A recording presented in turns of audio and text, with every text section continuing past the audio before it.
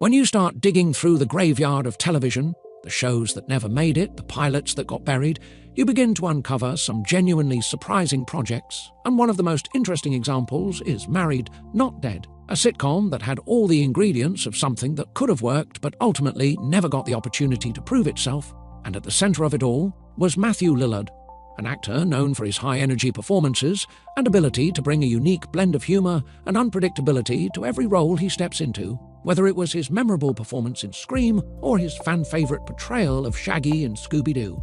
And that same energy was exactly what made him such an intriguing choice for a show like this. Hi. Can we talk about this for a sec?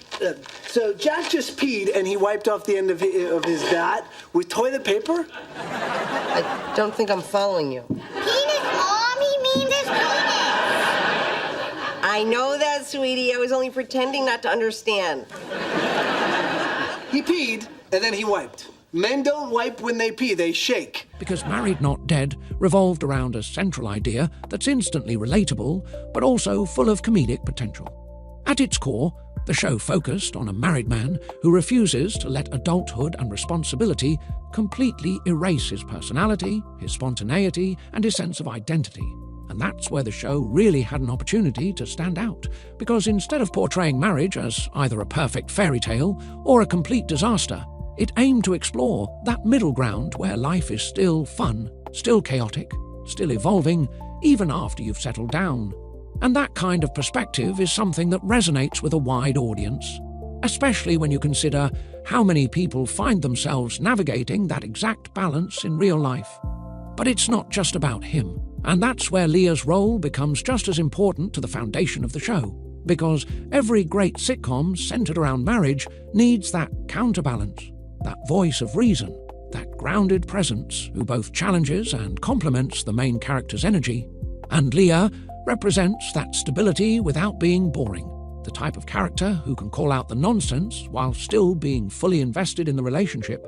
And that dynamic between the two could have been where the show really thrived, because it's not just about conflict, it's about chemistry, timing, and believability, and if their interactions landed the way they were intended, you're looking at a duo that could have carried multiple seasons off of pure back and forth alone. How's he doing? Good. Jackie! So I had one thought about, spicing. We are not inviting another woman into our bed. That's so not it. Good. What was your thought? I'll just surprise you later. There you go. From a creative standpoint, that balance between Matthew and Leah opens the door for a wide range of storylines. Because now you're not just dealing with one perspective on marriage, you're getting both sides. The impulsive, I'm not ready to grow up all the way mindset, and the more grounded, we have responsibilities now reality. And that push and pull is what drives a lot of the best sitcoms, because it creates natural tension, natural humour, and, most importantly, moments that feel real. And when a show can feel real while still being funny, that's when it starts to connect with people on a deeper level.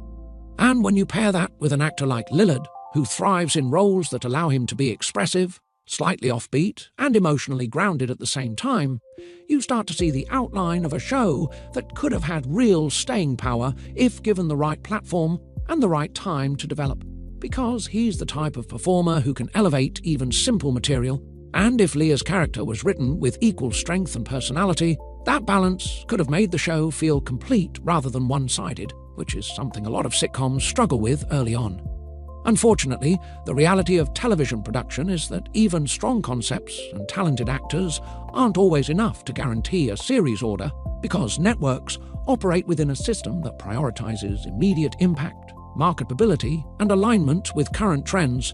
And during the late 2000s, when this pilot was being considered, the landscape was shifting in a way that made it increasingly difficult for certain types of sitcoms to break through, as reality television continued to dominate ratings and networks became more risk-averse in their programming decisions. And that's likely where Married Not Dead ran into trouble, because while its premise was strong, it may not have immediately stood out in a crowded field of competing pilots, and without that instant hook that executives look for, it becomes much easier for a project to be passed over, regardless of its long-term potential, and sometimes it's not even about quality, it's about timing. and timing in television can make or break a show before audiences even get a chance to see it. That raises the question of whether audiences would have embraced the show if it had actually been given a chance to air. And based on everything we know about its concept and casting, there's a strong argument to be made that it could have developed a dedicated following over time, particularly among viewers who appreciate character-driven comedy and stories that reflect the complexities of real-life relationships, because those are the types of shows that often grow in popularity as word of mouth spreads. And if Married Not Dead had been able to find that kind of connection with its audience, it's not unreasonable to imagine it lasting for multiple seasons, potentially settling into a 3 to 5 season run as a consistent, reliable sitcom that may not dominate headlines but earns a loyal fan base and remains memorable long after it ends, the kind of show that people look back on years later and say it was underrated. It also feels like the type of show that could have aged well, especially in today's streaming era where audiences are constantly rediscovering older or overlooked content. And sometimes a show that didn't work in its original moment can thrive in a completely different environment, which makes its absence even more interesting when you think about what it could have become with the right exposure. Ultimately, Married Not Dead stands as one of those fascinating what could have been stories in television history, not just because of who was involved, but because of the balance it seemed to be aiming for between humour, realism, and character-driven storytelling. And in that sense, it represents more than just an unaired pilot. It represents the countless ideas that never make it past the earliest stages of development, not because they lack quality or creativity, but because they don't align with the specific demands of the industry at a given moment, and sometimes that's all it takes for something with real potential to disappear before it ever truly begins.